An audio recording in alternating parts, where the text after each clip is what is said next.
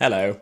Let me tell you about me. Over the past couple of months, I would say I have indulged, and it's been lovely. Obviously, Christmas time, everyone indulges a little bit. Then there's the Gooch week where not a lot's going on. You sort of fill it with a bunch of whatever. And then it's New Year, and nobody cares at New Year because it's a bit dreary. You wake up with a bit of a hangover. And then I just sort of carried it on through to, what are we now, end of Feb? But I'm a big believer in listening to your body. And right now, my body is saying, oh, thank you so much for everything over the past couple of months. Could we maybe introduce, I don't know, nutrients? And who am I to stand in its way? So, for this week's video, that's what we're going to do. I'm going to eat some delicious recipes full of nutrients and plants, which leads me to my cookbook collection, which currently, I did a count the other day, it stands at 112. I love a cookbook. I love reading them. I know some people think that's a bit strange, because you think cookbook, list of ingredients, and some instructions, but that's where you're wrong. It was Alice Slater, who I used to work with at Waterstones, author of The Fantastic Death of a Bookseller. Alice said the best cookbooks are written like poetry, and I completely agree. It's stuff like Nigella, whose prose is gorgeous. Nigel Slater's books are lyrical. Diana Henry, Laurie Colwyn, Julia Child. But aside from the words and the aesthetics, cookbooks, in my mind, are a little bit like social history. They can tell you so much about how we lived through how we were eating. So if you get a cookbook from the 90s, for instance, I think you'll see an awful lot of focus on dinner party food, where presentation is almost more important than anything else. And the 2010s were all about things like clean eating. Now, that brings us on to what's happening today. When I was working at Waterstones over Christmas, this cookbook came out, Quick Wins, Healthy Cooking for Busy Lives by Ella Mills, previously known as Deliciously Ella. Now, I have beef with Deliciously Ella, which is ironic. The first Deliciously Ella book came out in 2015 and was very much the spearhead of the clean eating movement, which in and of itself, I loathe as a term, because the idea of clean eating suggests there is such a thing as dirty eating, and I don't think, given the society we live in, anyone has any business putting pejoratives on types of eating. There's a whole other video to be made about that 2010s sort of wellness boom that I didn't think paid any mind to, like wealth inequality, practicality of people's lives. It was an awful lot of quite well-off, shiny people on the front cover of books telling you off because you're not putting bee pollen in your smoothie. And then when I looked at the book, I found a lot of the recipes to be prohibitively expensive. I found them to be impractical for home cooks. I just didn't really vibe with it. So when this came out, and I like to leaf through all the cookbooks I can get my hands on just to have a little look. It's even easier when you're in a bookshop. I was surprised to be leafing through these recipes and find a whole bunch that looked absolutely delicious. And then when I flicked over to the recipe ingredients list, they seemed pretty accessible. And then, even better, excuse me one second, in the introduction to this book, she even talks about that and her part in the wellness industry boom. And she says, I have no issue or wish to judge anyone's individual pursuits, but I can't help worrying that wellness has become synonymous with endless expensive trends that feel impossible to keep up with. It creates immense pressure. And I was really interested to read that. It's quite a self-aware little introduction. So I thought, you know what? I'll give this cookbook a go. And the best way to learn how good a cookbook is to make stuff from it.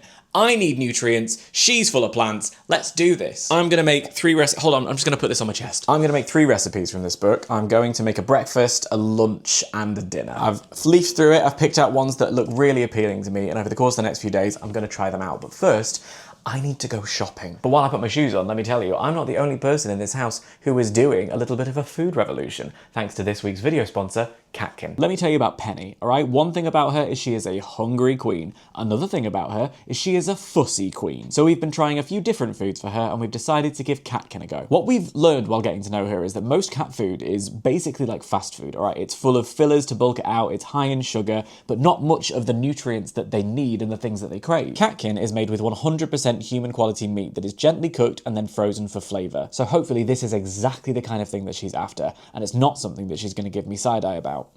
Actually, she would never give me side-eye. She's not passive-aggressive. She would give me a lecture. So we got the box delivered, which had very clear instructions about which pouches go in the freezer and how to keep them on rotation to make sure it all stays fresh. I'll be keeping you updated over on Instagram with how she's going with it. But if you want to give Catkin a go for your cherub, you can get 50% off your first box by using my code DAN50. Thanks to Catkin. She's eating very happily. Now it's my turn. So I went through the cookbook and I looked at all the ingredients that I was going to need, and then I thought I'd go through my pantry and check the stuff that I've already got so that I'm not buying anything double. Turns out I was quite pleasantly surprised by how much stuff I already had. Then I went shopping and all I got were these lousy groceries. I'm quite pleasantly surprised by how normal all the ingredients are. Like I said, I have a lot of stuff that I just already have, like orzo pasta. I've already got that. Passata, chili flakes, things like that. Things that exist in my pantry that I like to keep on hand just in case. And then it's just like, what, courgette? 2 of these recipes contain butter beans, which is interesting because they require different types of butter beans. We'll talk about that properly when I do the recipes. But one of the recipes specifically said a jar, so we got a jar. The other one said specifically beans in a tin. So I got the beans in a tin, and I'm excited to see if I can, pun not intended, taste the difference. Everything else was like particularly reasonably priced. There's some like cherry tomatoes and situations like that. The most expensive thing were these. These are hemp seed hearts, shelled hemp seeds. It was the overnight oats. She can't help herself. Old habits die hard, I guess. And this overnight oats recipe is, this is as wellness as it gets. And like, this pack was £4. There was another pack that was available for like £7.50.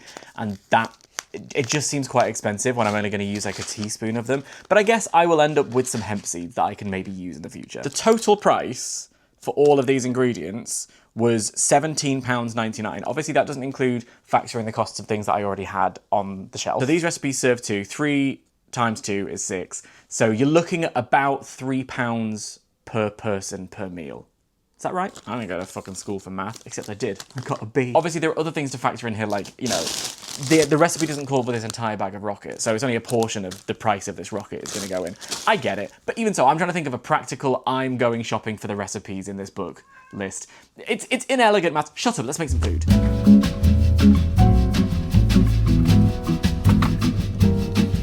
So I have an interview this morning for a little weekend job, so that's why we've begun with the breakfast. These are the coffee overnight oats. Already, they look a little bit more liquid than I would like.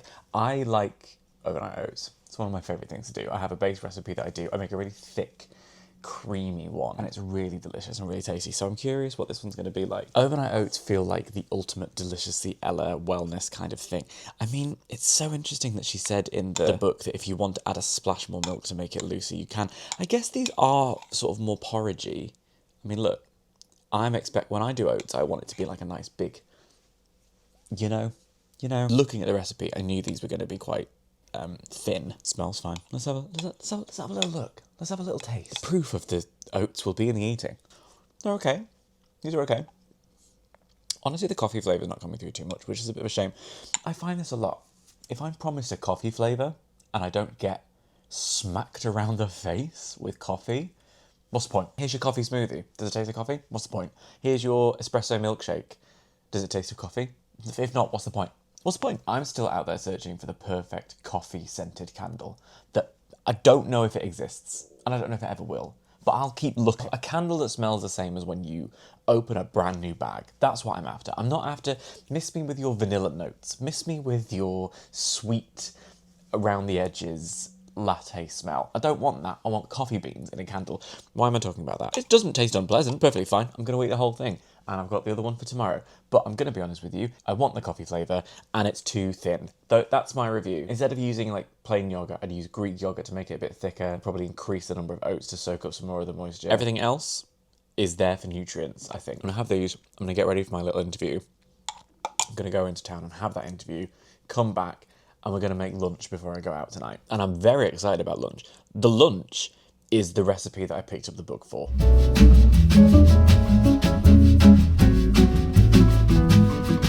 So, I'm British and I'm Northern. I love beans on toast. When you present me with a recipe that is called fancy beans on toast, honey, I'll be the judge of that. This is the recipe that calls for butter beans out of a tin, drained. So we're gonna see how that compares to butter beans out of a jar tomorrow. They didn't have any cherry tomatoes in Sainsbury's, so I got baby plum tomatoes. I hope that's okay. I'm sure it's fine. This is where the tomato contingent arrive in the comments being like, there's actually a different consistency. And there probably is, and I don't know about it, but we'll find out over the course of the dish. And it also wants 4 cloves of garlic, but I pulled off 2 of the fattest cloves of garlic I think I've ever seen in my life. Honestly, other than that, it's a pretty simple recipe. Again, this is what is interesting, whereas in the past, I remember seeing these healthy, wholesome wellness recipes that were full of different ingredients. Things that you'd have to go out of your way to find a nature store to find, or like a natural goods store or whatever. And even though a lot of those have seeped into supermarkets now, I am quite pleased and pleasantly surprised to find that this is primarily a recipe of stuff that I already have. Like, chili flakes. Passata, I always have lemons on hand. The plain yogurt that I used in the previous recipe, I'm gonna be using here as well. So like, and then you just season it with a bit of salt and pepper. This looks simple. I'm excited. I really like cooking tomatoes in this way. I know by which I mean frying, but there's something really satisfying about seeing all of the color ooze into like the garlicky oil, and it's immensely satisfying to squish a tomato under your spoon. You get a real sense of power. Let's not pull at that thread too much. Hard to see how this won't taste delicious, to be honest with you. I'm surprised there are no herbs in this. I've got some frozen basil in the freezer. When you get a big batch of basil, often it can be too much to use in one recipe, but it's not going to survive if you just put it in some water. I've never found that to be effective for me. So I chop it up really finely and I put it in a little freezer bag and pop it in the freezer. And then when you need it for like soups or dishes or bologneses or whatever, you can just grab a little handful and sprinkle it directly into the sauce. And it will do a very fine job of flavoring it. And I can't help but feeling this is one of those recipes where a little hint of basil would be delicious, but I'm following the recipes as is, because there's nothing I hate more, by the way. I really get frustrated when people critique a recipe in the comments of an online recipe by saying, I didn't really like the flavour of this. I substituted 12 ingredients. Then you didn't make the same recipe and it's your fault it didn't taste nice. So I'm following the recipes as they are, and we will judge after the fact. Got a little plant in the foreground, haven't we? So I buttered my toast, which Ella did not say I was allowed to, so I've gone rogue. I'm not sorry. Also, she said that a little bit of parmesan might be quite nice, and you never have to ask me twice. She also said tahini, and I can't help but feel like that's a step too far. But, you know, maybe I'll give it a go one day. Let's see. Oh, I'm not gonna lie, that's real good. That's real good. Interestingly, the primary flavour I'm getting here is lemon. Lemon and then a lovely heat from the chili flakes. It's absolutely possible that I went too heavy on the yogurt. It said 1 to 2 heaped tablespoons, and I think 1 is probably fine. It's now a lot sort of creamier than it maybe would be if I'd just left it a bit more tomatoey. I see why it's there, and I quite like it. Lads, it bangs. I'm not, well played. Well played. Ah.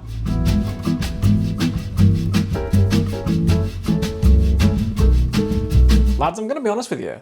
That butterbean extravaganza, the fancy butter beans, the fancy baked beans, they were pretty fancy. I went out all the way to the other end of town to see a show last night. Like, when I say town, I wasn't in London anymore, Toto. I had a hefty old journey. The show went on quite late, which meant I got back really late.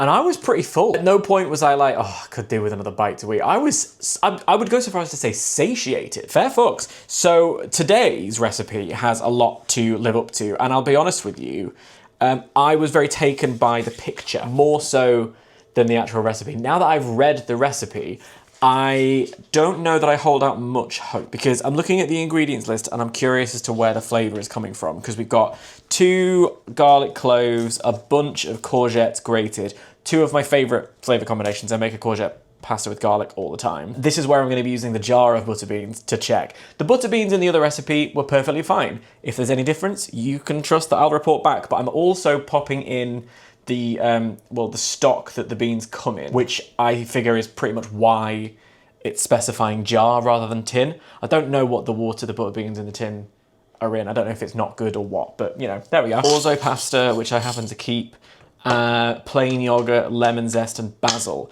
And that's pretty much it. I suppose it's not the fault of this dish that the last one slapped so hard. But there are expectations now, Ella. I'm just curious as to whether the flavour of the courgette and the garlic is going to be enough to carry this through. And I've thoroughly enjoyed this little experiment. I'm looking forward to doing it with other cookbooks that I've got, because there are many. Well, first of all, that took fucking ages. 6 to 8 minutes of stirring. My ass. This took at least 20. That might have been to do with like the gas being too high or too low. I didn't get the temperature right or whatever, but even though all of the liquid had absorbed, the orzo was still, it wasn't even al dente, it was still basically raw. So I had to add more water, season the fuck out of it. But it looks good, smells nice. I added my fresh basil, well, frozen fresh basil, which smells so delicious when you open the bag. Also, serves two very greedy people, which is fortunate because that's who I am. Yeah. That's really tasty. I truly was worried this was going to be super worthy. Like, it was going to feel like you were eating healthy, if you know what I mean. It was going to taste like you were eating healthy, so there wasn't going to be much of a punch to it. But actually what you've got here is something really creamy. The basil is strong, the lemon is strong. The courgette has properly, like, melted down, so it's barely distinguishable as, like, a taste in its own right. There's a lot of nice bite to that orzo. Oh, And let me tell you, these butter beans have cooked so nicely, they're basically melting in my mouth, but there's a real strong beany flavour to them. So those are absolutely sensational. I would be very keen to try this with the jar of beans just to see if there's a difference. Or maybe use the jar of beans in the other recipe so that I can do a more direct comparison. Either way, I'm very impressed. What are my thoughts? Deliciously Ella. Well played. I fundamentally disagree with you about overnight oats, but we can look past that because your other recipes have turned out very nicely. I'm looking forward to polishing that off. This beans on toast was so good that I was still thinking about it later on in the day, and I was thinking about how pleased I was to have eaten it. And that's the sign of a good recipe. It's covered in a couple of spatters, and that, as far as I'm concerned, is the making of a good cookbook.